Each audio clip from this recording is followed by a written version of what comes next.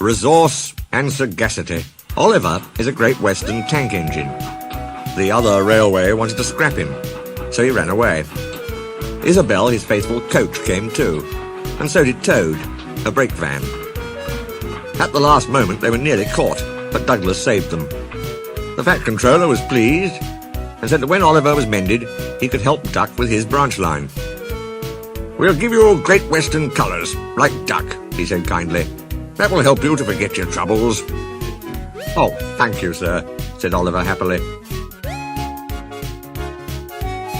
Duck's branch starts from the big station. When Oliver started work, he often met other engines there. They all wanted to know about his adventures. "Amazing," Henry would remark. "Oliver," said James, "has resource." "And sagacity," put in Gordon. "He is an example to us all."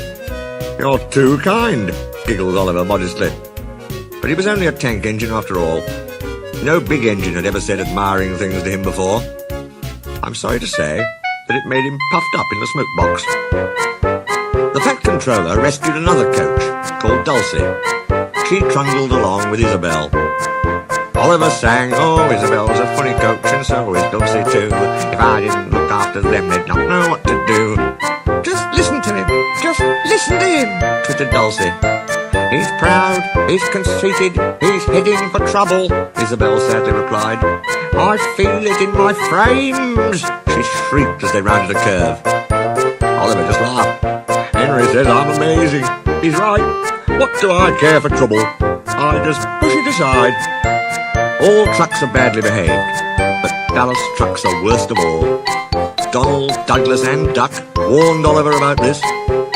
"You think I can't manage?" he said huffily. "Gordon knows better. He says I'm sagacious." "You may be good gracious, but—" "Say no more, Duck. It's maybe a pity, but the wee engine'll just have to learn." Today, Oliver took the trucks by himself for the first time. He pulled the loaded ones to a siding and pushed empties to the chute.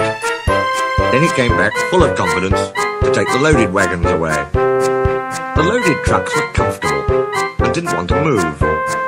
They had just realised, too, that they had a different engine. "Duck, we know," they grumbled. "And Donald, and Douglas.